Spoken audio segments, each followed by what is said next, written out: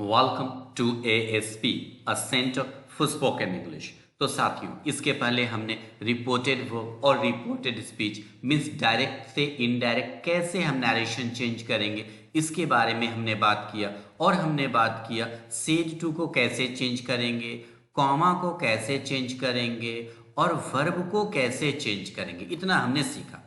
तो जो हमने सेड टू कॉमा या वर्ब को चेंज करना सीखा उसके आधार पर आज हम थोड़ा प्रैक्टिस करेंगे और देखेंगे कि जो भी हमने सीखा वह प्रैक्टिकल यूज में हम ला पा रहे हैं या नहीं, हम समझ पा रहे हैं या नहीं, डायरेक्ट से इनडायरेक्ट नरेशन में हम चेंज कर पा रहे हैं या नहीं। तो चलिए एक एक करके हम देखते हैं। पहला एग्जाम्पल हम लोग लेते हैं। My mother said to me comma inverted commas I am going to market. मेरी माँ ने मुझसे कहा मैं बाजार जा रही हूं। My mother said to me I am going to market. इसको सिंपली आप ऐसे समझ सकते, मेरी माँ ने मुझसे कहा कि वह बाजार जा रही थी। जब आप अपने हिसाब से बना करके इसे बोलेंगे तो आपको बोलना होगा मेरी माँ ने मुझसे कहा कि वह बाजार जा रही थी। My mother said to me, तो सेड टू को आप टोल्ड में चेंज कर सकते हैं। Told me, my mother told me.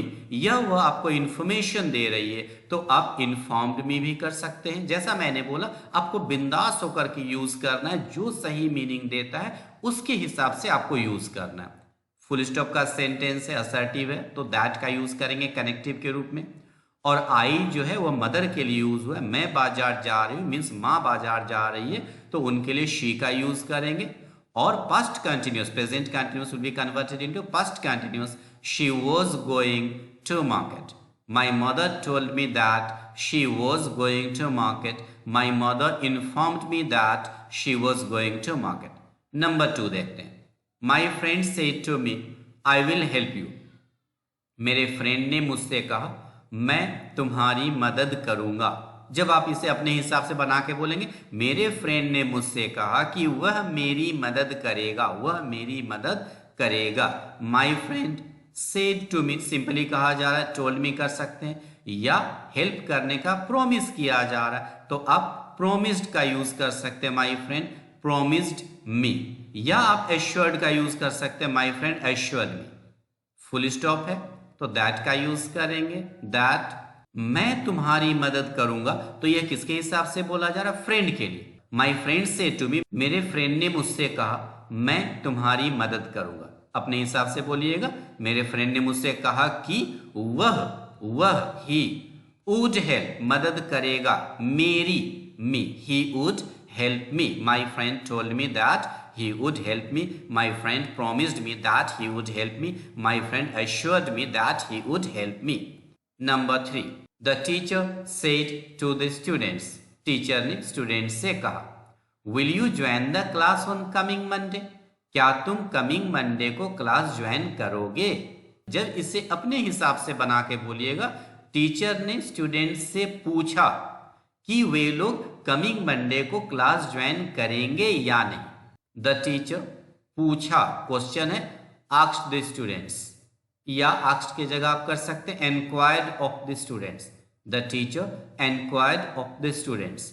Will से स्टार्ट है मीन्स क्लोज्ड क्वेश्चन है, मीन्स इफ या वेदर कनेक्टिव के रूप में यूज होगा। इफ यहां यूज किया गया, आप वेदर का भी यूज कर सकते हैं। और आंसर स्ट्रक्चर होगा, पहली बात है आंसर स्ट्रक्चर होगा और पास्ट फॉर्म में यूज करना मीन्स शैल विल को वुड में चेंज करना है, और answer structure means subject plus verb का यूज करना है। तो यू किसके लिए? स्टूडेंट्स के लिए। मीन्स वे लोग क्लास ज्वाइन करेंगे या नहीं, वे लोग, they, if they would join, कि वे लोग ज्वाइन करेंगे या नहीं, the class on coming Monday, if they would join the class on coming Monday. The teacher enquired of the students if they would join the class on coming Monday. Number 3, the teacher asked the students. Asked पहले ही दे दिया गया, अब said to के जगह पर change करने की जरूरत यहां नहीं है। The teacher asked the students did you complete your home task? क्या तुमने अपना होम टास्क कंप्लीट कर लिया?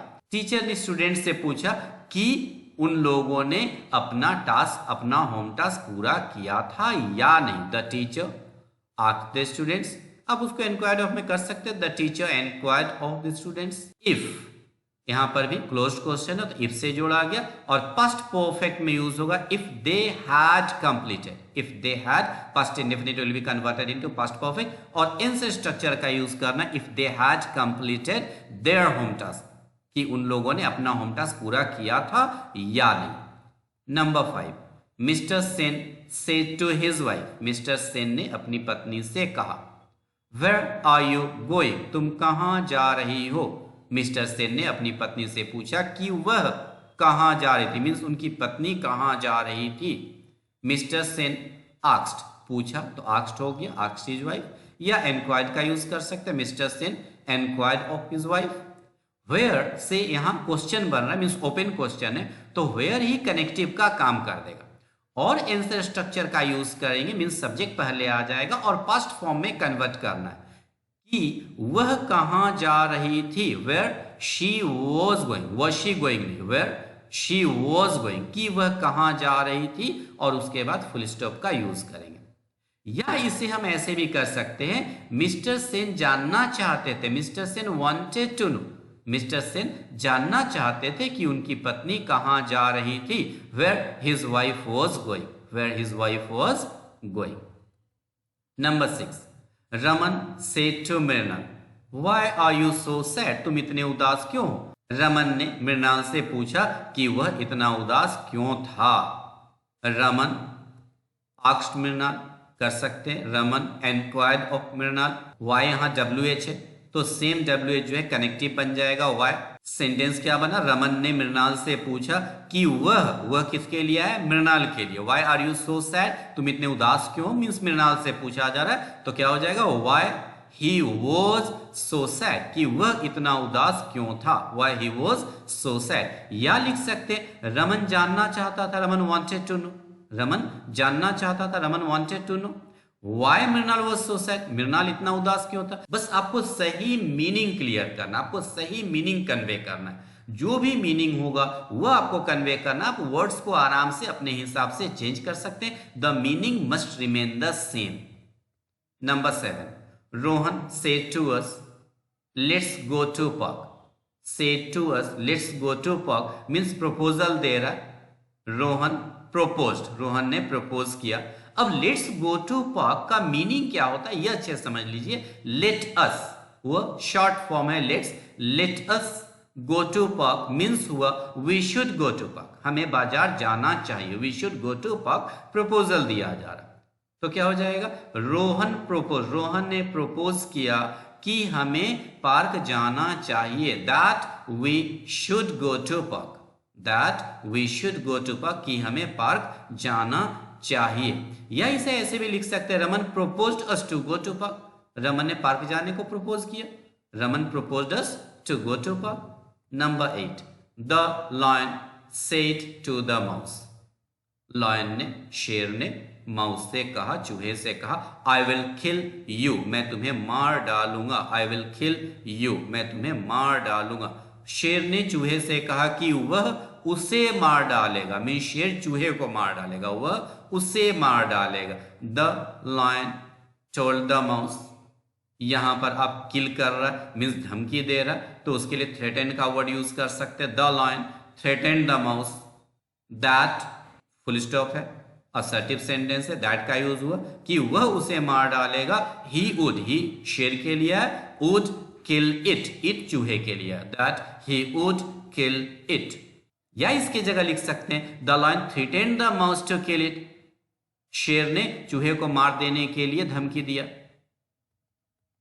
Number 9, my friend said to me good morning, my friend said to me, मेरे फ्रेंड ने मुझसे गुड मॉर्निंग कहा। गुड मॉर्निंग बोलने के लिए आप यूज कर सकते हैं wished, my friend wished me. या अच्छा वर्ड आप यूज कर सकते हैं greeted, my friend greeted me. Good morning, good evening, good night, जो भी आपको ग्रीट किया गया वह ग्रीटिंग वर्ड वहां पर लिख दीजिए। माई friend wished me good morning, my friend greeted me good morning.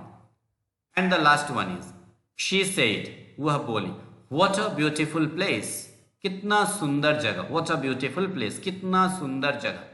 यह आश्चर्यचकित होकर कह सकते हैं, यह खुशी में बोला जा सकता है, तो क्या हो जाएगा, she exclaimed with happiness, happiness की जगह आप ग्ली का वर्ड यूज कर सकते हो, और भी बहुत सारा वर्ड मैंने बोला था वह सब यूज कर सकते हैं। अगर आपको सरप्राइज या वंडर लगता है तो वह यूज कर सकते हैं, she exclaimed with surprise, she exclaimed with wonder. What a beautiful place का मीनिंग क्या हो, पहले आपको फुल स्टॉप में असर्टिव में इसको कन्वर्ट करना होगा। It is a beautiful place या it is a very beautiful place आप लिख सकते हैं। तो फुल स्टॉप हो गया, मीन्स दैट का यूज करेंगे और उसके बाद पास्ट टू से कर देंगे that it was a beautiful place, that it was a beautiful place या it was a very beautiful place. तो आप आराम से नरेशन को आप चेंज कर सकते हैं, इसको डे टू डे लाइफ में यूज कर सकते हैं, यूज कीजिए और अपने इंग्लिश को ज्यादा से ज्यादा अच्छा बनाइए। Thank you for watching.